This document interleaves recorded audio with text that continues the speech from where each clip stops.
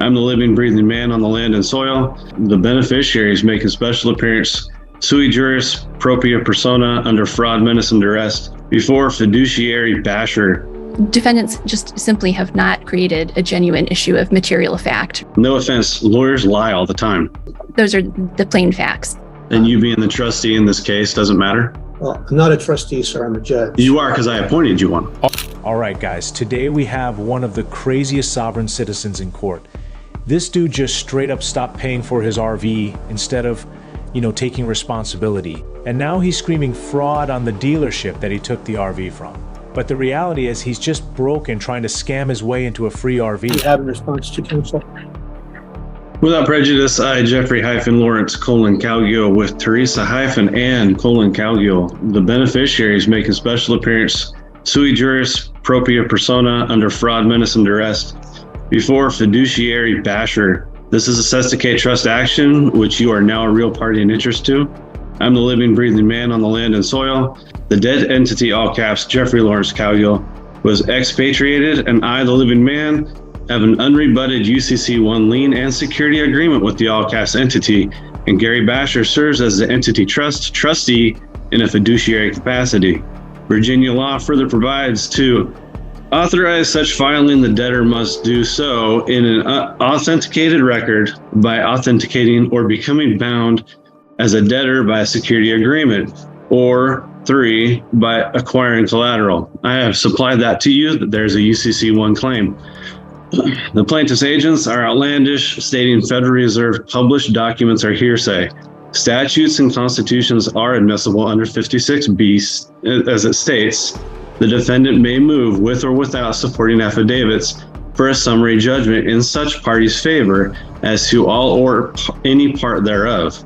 Since the plaintiffs have violated RCWs, UCCs, and U.S. codes, among other laws, these laws are fact and admissible per CR 56B. The plaintiff says the conditional acceptance is a nonsensical document, yet it is in Black's Law Dictionary under conditional acceptance.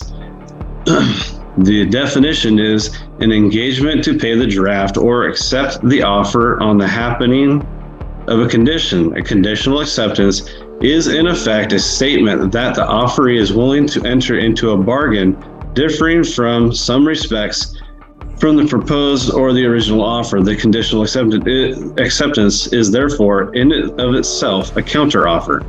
We conditionally accepted the offer of the plaintiff, but the plaintiff ignored us, knowing that the conditional acceptance stated acquiescence would void the original contract. The postal tracking combined with the Esquire Scroggins letter is fact and evidence to the plaintiff receiving the bills of exchange that they did not return. The plaintiff's agent, Esquire Bertolino, admitted they received them as well. What qualifications does any of the plaintiff's agents have to declare what is and is not a bill of exchange? Since the plaintiff's agents, the Esquires, lied about the redacting and have submitted affidavits that they are not qualified to submit, how can their words be trusted? How can this dude be trusted? For one, he's literally staring at his little piece of paper like it's a final exam he didn't study for. And he's just trying his absolute hardest just to read it off properly, at least.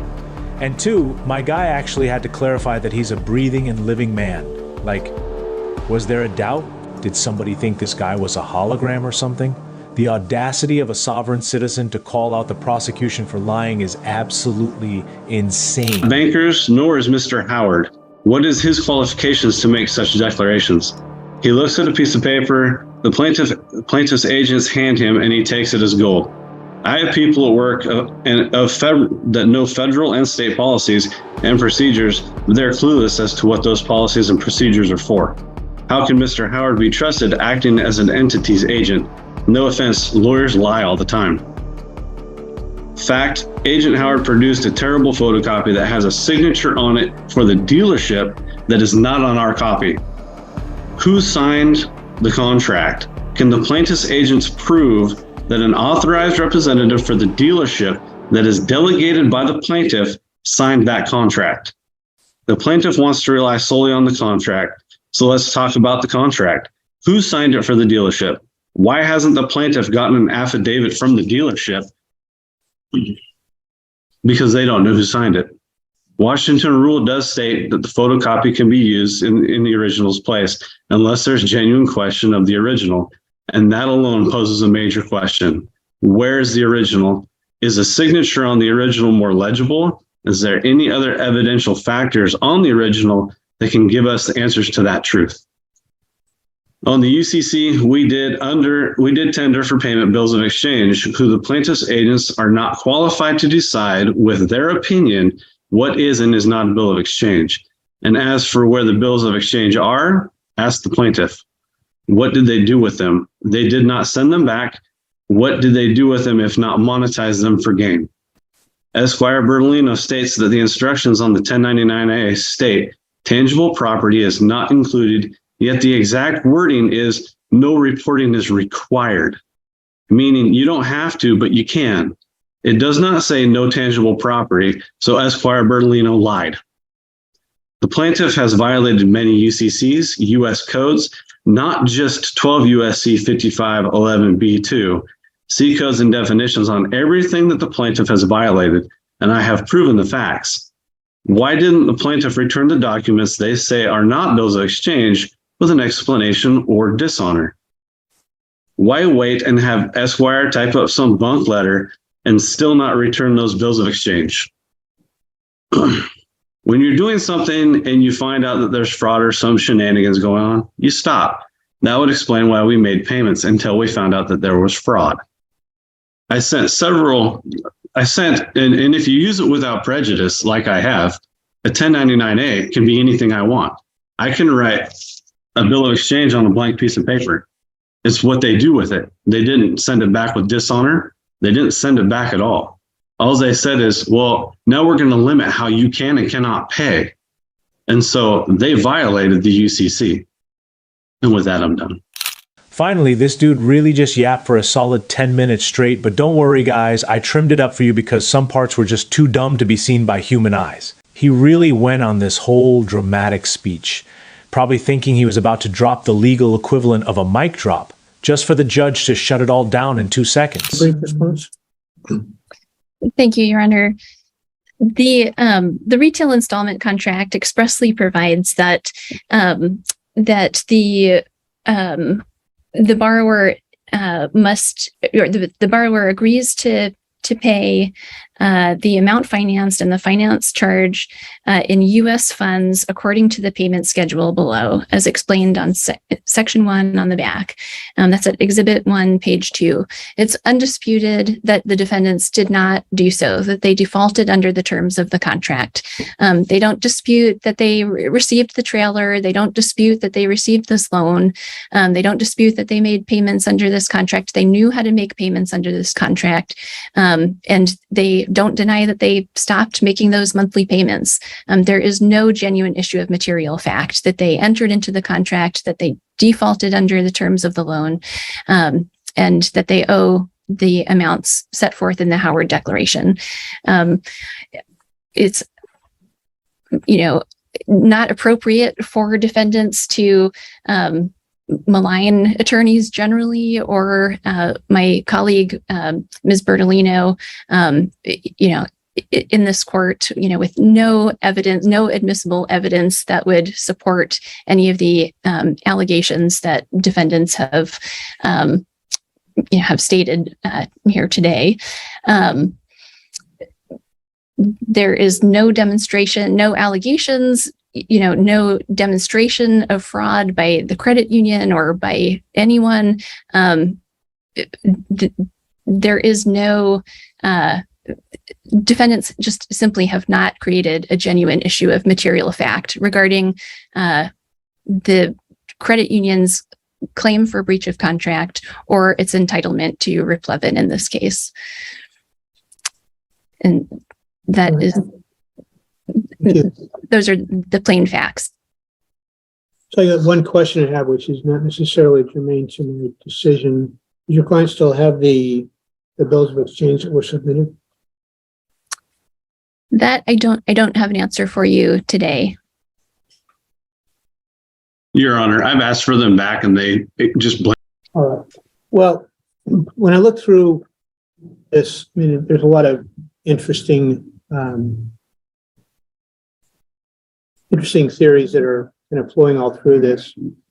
What it boils down to, from what I gather, and it seems to be undisputed, is you folks went in, you bought a trailer on time, agreeing to make payments of some amount, pay it off. At some point in time, there was an issue arose where you decided to do something different, and then no more payments were made. There were some submissions of bills of exchange as an attempt to make a payment, as well as a 1099 as an attempt to make a payment. I guess my answer to that is those probably would not be something you could walk into Safeway and buy a banana with, because it wouldn't be considered regular money for purposes of buying things in a retail situation. Who could have guessed that you can't just scribble a bunch of made-up laws on a piece of paper, hand it to your loan provider, and magically cancel your contract? I mean, if that worked, we'd all be living debt-free in mansions by now. I swear this world has seriously gone downhill in the last few years, and I'm just genuinely worried for the next generation. They may work in a UCC type thing or something. That this is simply a consumer contract to buy a trailer and make payments on it. And when you're all done, you get the title. The credit union, it appears, without any objection, has a security interest, which is indicated in the title as the legal owner.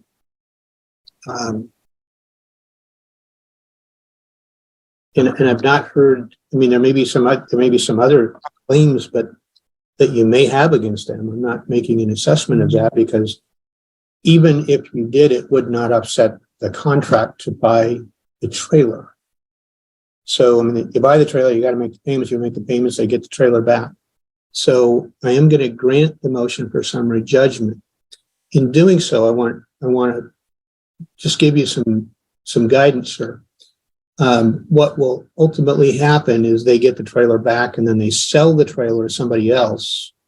And they apply the funds they get from that against the bill that's still owing.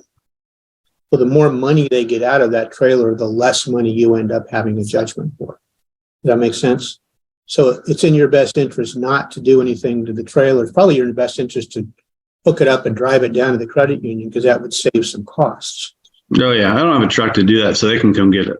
Oh, okay. I'm just trying to point out it's. And so my copy of the contract not having a signature from the dealership doesn't matter.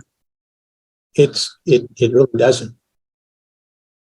And you being the trustee in this case doesn't matter.